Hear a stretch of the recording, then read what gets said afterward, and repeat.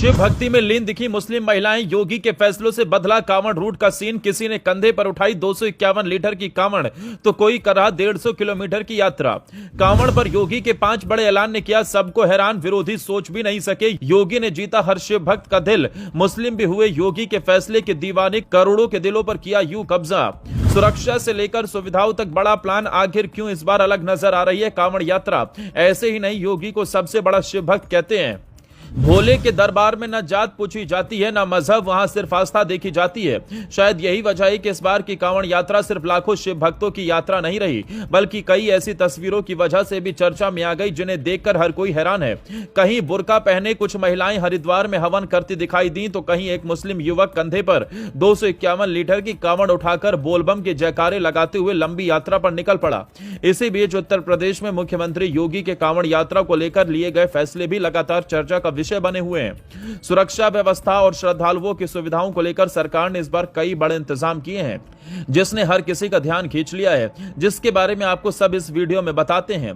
दरअसल इस बार की कांवड़ यात्रा में सबसे ज्यादा चर्चा उन महिलाओं की हो रही है जो हरिद्वार के एक आश्रम में हवन और पूजा करती दिखाई दी। सोशल मीडिया पर वायरल तस्वीरों और वीडियो में वो बुर्का पहने नजर आ रही हैं। उनके साथ सोशल मीडिया इन्फ्लुएंसर सलीम वास्तविक भी मौजूद दिखाई दिए। उनके साथ आई महिलाओं में से एक अनीशा बानो ने मीडिया से बातचीत में बताया कि उन्होंने 2 वर्ष पहले अपना धर्म छोड़ दिया था और अब वो अपनी नई धार्मिक आस्था के अनुसार जीवन जी रही हैं। इन तस्वीरों पर सोशल मीडिया पर अलग अलग तरह की प्रतिक्रियाएं देखने को मिल रही है। किसी ने इसे व्यक्तिगत आस्था का विषय बताया तो किसी ने इस पर सवाल भी उठाए। प्रशासन की ओर से इन घटनाओं को लेकर सुरक्षा व्यवस्था पर लगातार नजर रखी जा रही है। इसी बीच मेरठ का रहने वाला शाकिर भी चर्चा का केंद्र बन गया है।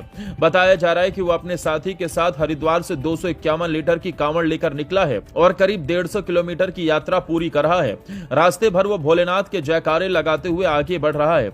उसकी तस्वीरें और वीडियो भी सोशल मीडिया पर तेजी से वायरल हो रहे हैं। लोग इसे अपनी अपनी नजर से देख रहे हैं। कुछ लोग इसे आस्था की मिसाल बता रहे हैं तो कुछ इसे सामाजिक सौहार्द की तस्वीर के रूप में देख रहे हैं। हालांकि इन दावों और वायरल वीडियो पर अलग अलग तरह की प्रतिक्रियाएं भी सामने आ रही हैं। उधर उत्तर प्रदेश सरकार ने इस बार कांवड़ यात्रा को लेकर सुरक्षा और व्यवस्था के लिहाज से कई बड़े कदम उठाए हैं। यात्रा मार्ग पर मांस और शराब की बिक्री पर प्रतिबंध लागू किया गया। कई स्थानों पर शराब की दुकानों की पर्दों से ढकने की व्यवस्था की गई।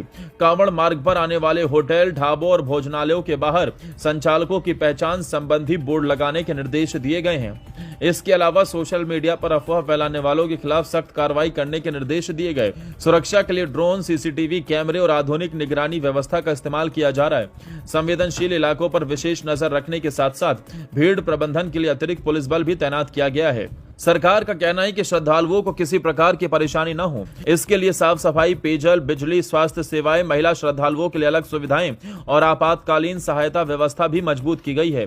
प्रशासन का दावा है कि इस बार यात्रा को पहले से अधिक सुरक्षित और व्यवस्थित बनाने का प्रयास किया गया। वहीं आलोचकों की ओर से कुछ फैसलों पर सवाल भी उठाए जा रहे हैं। खास तौर पर पहचान संबंधी बोर्ड लगाने जैसे मुद्दे पर पहले भी राजनीतिक और कानूनी बहस हो चुकी है। ऐसे में इस बार भी यह विषय चर्चा में बना हुआ है।